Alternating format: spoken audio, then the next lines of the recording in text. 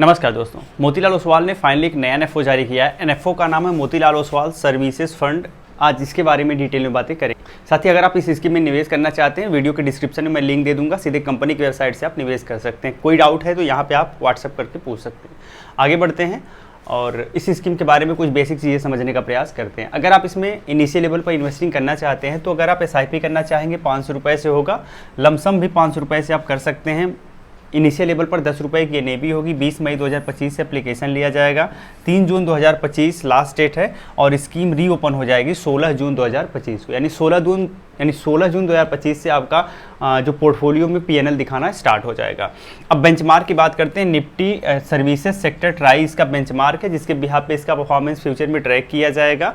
Exit load 1% है। अगर आप 90 दिन के पहले पैसा रिडीम करते हो तो 1% एग्जिट लोड के साथ पैसा रिडीम होगा। Category sector and thematic fund है।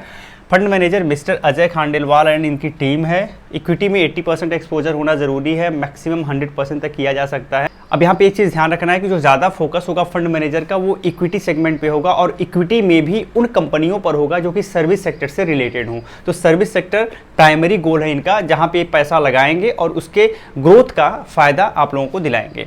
अगर बात करें एक्सपेंस रेशियो अप टू 2.25% है, जो कि AUM के बढ़ने के साथ कम हो जाएगा। अब ये पैसा कहाँ किन किन जगहों पर लगाया जाएगा वो देखेंगे तो high AUM growth retail focus lender में लगाया जाएगा। कैपिटल मार्केट कंपनीज में भी पैसा लगाया जाएगा। हेल्थ एंड लाइफ इंश्योरेंस की कंपनियां होंगी, उनको भी पिक किया जाएगा। न्यू एज कंज्यूमर टेक को पिक किया जाएगा। लेजर एंड लग्जरी को पिक किया जाएगा। ट्रेवल एंड हॉस्पिटैलिटी को किया जाएगा। टेलीकॉम सर्विसेज में भी कुछ पैसा लगाया जाएगा और हॉस्पिटल एंड डायग्नोस्टिक में भी पैसा लगाया जाएगा। आगे बढ़ते हैं, कुछ और चीज़ें समझने का प्रयास करते हैं। तो यहाँ पे आप इनमें पैसा आपको क्यों लगाना चाहिए, क्योंकि यहाँ पे लॉन्ग टर्म परफॉर्मेंस देखने को मिलता है। GDP का अच्छा कंट्रीब्यूटर है। अब आप देखेंगे भारत के GDP में सबसे ज़्यादा कंट्रीब्यूशन सर्विस सेक्टर का है, तो इसलिए कह रहा है कि GDP में बेस्ट कंट्रीब्यूशन करता है और गवर्नमेंट का हमेशा साथ सर्विस सेक्टर पर बना रहता है। गवर्नमेंट फोकस करती है सर्विस सेक्टर पर। अगर बात करें कि टोटल 100 कंपनियों में सर्विस सेक्टर की कितनी कंपनियाँ हैं तो 58 कंपनियाँ हैं। अगर 101 से 250 की कंपनियों देखा जाए तो 78 कंपनियाँ आपको सिर्फ सर्विस सेक्टर की मिल जाएंगी। और अगर 251 से 500 के बीच की कंपनियों को देखा जाए तो यहाँ पर भी 93 कंपनियां सर्विस सेक्टर से रिलेटेड हैं। अगर ये आंकड़ा हम 500 से 1000 कंपनियों में देखें तो लगभग 171 कंपनियां सर्विस सेक्टर से रिलेट करती हैं। तो ये चीज़ भी आपको ध्यान रखना है।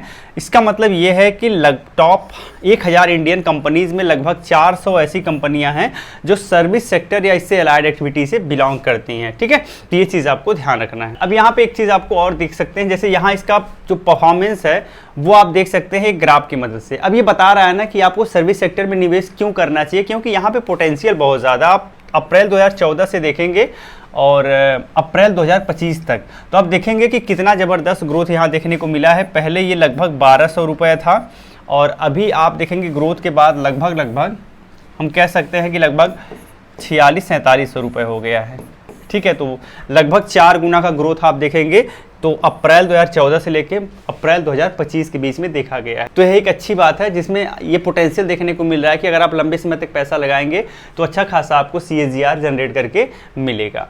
अगर बात करें सर्विस सेक्टर में क्यों करना चाहिए तो लगभग आप देखेंगे कि जो टोटल US का GVA है वो $1754 है, $54 बिलियन है, जिसमें सर्विस सेक्टर अकेले 55% के करीब कंट्रीब्यूट करता है। और अगर एवरेज ग्रोथ देखा जाए तो 8.3% का एवरेज ग्रोथ निकल के आ रहा है। तो इसलिए भी सर्विस सेक्टर में पैसा लगाना ज़्यादा बेटर है। कुछ और पॉइंट समझ सकते हैं, जैसे गवर्नमेंट इसके साथ हमेशा खड़ी रहती है। ऐसा इसलिए कहा जा रहा है ना क्योंकि इसका इकोसिस्टम बहुत ही अट्रैक्टिव है।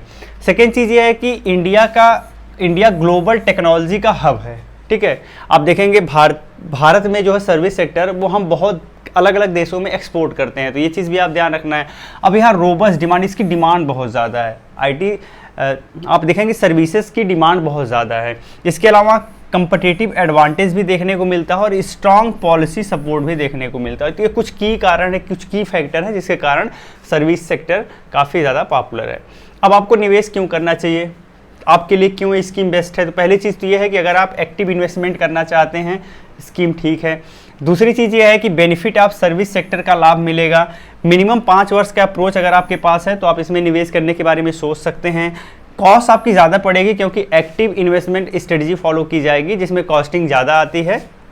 और अगर आपका रिस्क एपेटाइट हाई के कैटेगरी में आता है तो आप इसमें निवेश कर सकते हैं। ये कुछ प्री डिफाइंड रिस्क हैं, आप एक बार पढ़ लीजिएगा। अगर बात करें रिस्कोमीटर की, तो इसके बेंचमार्क का जो रिस्कोमीटर है वो वेरी हाई कैटेगरी में है, वेरी हाई रिस्क कैटेगरी में है, और जो स्कीम का रिस्कोमीटर है वो भी वेरी हाई रिस्क कैटेगरी में है। तो ओवरव्यू कर लेते हैं। तो बेसिकली यह स्कीम पूरी तरह से बिलोंग करती है सर्विस सेक्टर पे, यानी ऐसी कंपनियों में पैसा लगाया जाएगा जो कि सर्विस सेक्टर में काम करती हैं या फिर उनसे अलाइड एक्टिविटीज़ में काम करती हैं। तो सर्विस सेक्टर की स्कीम है, इसलिए हम कह सकते हैं कि थोड़ा सा कंसंट्रेशन रिस्क है, क्योंकि यहाँ पे बहुत डाइवर्सिफिकेशन देखने को नहीं मिलेगा। इसके साथ मोतीलाल ओसवाल फंड हाउस की स्कीम है। तो मोतीलाल ओसवाल फंड हाउस की बहुत सारी स्कीमें बहुत ही अच्छा परफॉर्म कर रही हैं, तो इसका भी तो हम ये कह सकते हैं कि यह स्कीम भी उन्हीं लोगों के द्वारा मैनेज की जा रही है, तो फ्यूचर में इसमें भी अच्छा खासा परफॉर्मेंस देखा जा सकता है, बट कोई श्योरिटी नहीं है। साथ ही यह स्कीम एक्टिव मैनेज स्कीम है, तो फंड मैनेजर इसमें एक्टिवली मैनेज करेगा, तो चार्ज भी ज़्यादा लगेंगे, अप टू 2.25% का चार्ज होगा, जो कि आपको बियर करना पड़ेगा। रही बात सर्विस सेक्टर की, सर्विस सेक्टर इंडिया में सबसे बेटर ग्रोथ दिखाया है, आगे भी पॉसिबिलिटी है कि सर्विस सेक्टर आपको अच्छा करता हुआ दिखे, तो लंबे समय तक अगर आप पैसा लगाएंगे तो सर्विस सेक्टर की ग्रोथ का आप लाभ ले सकते हैं। इवन अगर आपका टारगेट 5 वर्ष या फिर इससे ज्यादा है तो ये स्कीम आपके लिए ठीक हो सकती है। साथ ही साथ आपका रिस्क एपेटाइट हाई होना चाहिए। लेकिन यह एक एजुकेशनल वीडियो, कोई बाय से रिकमेंडेशन नहीं है, तो आप निवेश करने के पहले अपने फाइनेंशियल एडवाइजर से सलाह जरूर ले लीजिए। साथ ही आपको मैं वीडियो के डिस्क्रिप्शन में लिंक दे दूंगा, जिस लिंक पर क्लिक करके इजीली कंपनी की वेबसाइट से आप इस स्कीम में SIP या फिर लमसम कर सकते हैं। जय हिंद।